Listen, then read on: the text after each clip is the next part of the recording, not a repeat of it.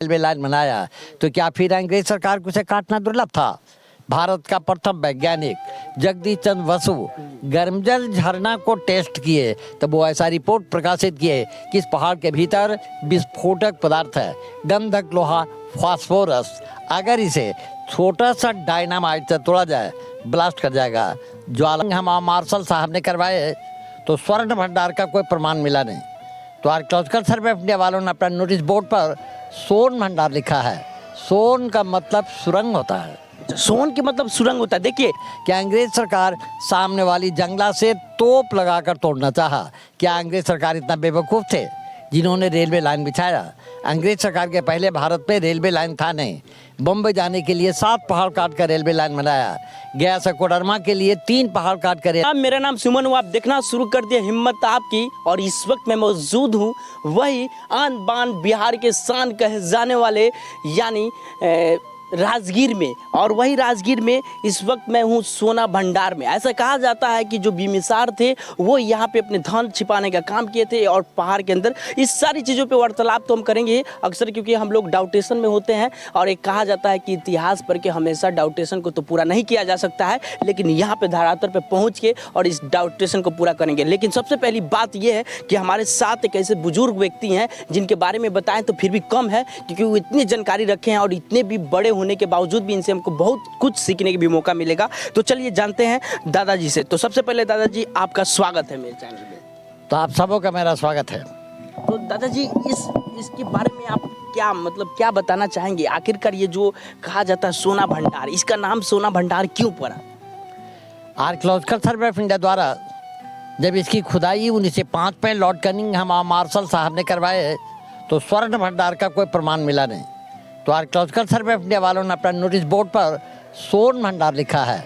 सोन का मतलब सुरंग होता है। सोन के मतलब सुरंग होता है। देखिए बात ये सबसे पहले ये चीज़ हुआ कि हम लोग अक्सर ये समझते थे कि सोन भंडार यानी सोना छिपाया गया, लेकिन ये सर सोन के मतलब सुरंग होता है। और कुछ क्या बताना चाहेंगे? हाँ, तो इसके बगल वाली गुफा में एक दरवाजे का निशान है जी, लेकिन वो वस्तुतः दरवाजा है नहीं, किसी ने चेसिल छेनी से खुटका दिया है।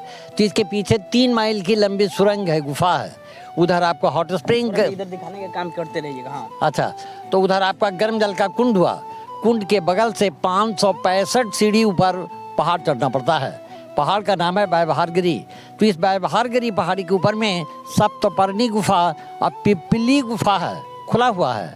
उन गुफाओं का अंडरग्राउंड रास्ता यहाँ तक बताया गया है। और ऐसा बहुत साहित्य में विवरण है कि जब भगवान बुद्ध का महापरिनिर्वाण कुशीनगर में हुआ, उनके मृत्यु के 3 महीना बाद 500 भिक्षुओं का प्रथम बौद्ध महासंगीति सभा राजगिरी सप्तपर्णी गुफा के भीतर हुई। और बौद्धों की 3 धार्मिक पुस्तकें लिखी गई, सुत्त पिटक, विनय पिटक और अभिधम मत्तत्री पिटक। लेकिन बुजुर्गों ने ऐसा कहानी बना दिया है कि 2600 पूर्व मगध का राजा बिम्बिसार थे, तो राजा बिम्बिसार का खजाना छिपा हुआ है। आर्कियोलॉजिकल सर्वे ऑफ इंडिया द्वारा इस गुफा को 1700 वर्ष प्राचीन प्रमाणित किया गया है, 3rd सेंचुरी एडी। और बिम्बिसार का जन्म 2600 वर्ष पूर्व हुआ, 6th सेंचुरी BC में। तो जो व्यक्ति 900 वर्ष पहले एक्वायर कर चुके हैं, तो फिर उनका खजाना कहाँ से आया? ऐसा हवा फैल गया है कि अंग्रेज सरकार सामने वाली जंगला से तोप लगाकर तोड़ना चाहा। क्या अंग्रेज सरकार इतना बेवकूफ़ थे जिन्होंने रेलवे लाइन बिछाया?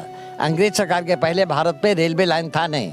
बम्बई जाने के लिए 7 पहाड़ काट कर रेलवे लाइन बनाया गया। से कोडरमा के लिए 3 पहाड़ काट कर रेलवे लाइन बनाया तो क्या फिर अंग्रेज सरकार को उसे काटना दुर्लभ था?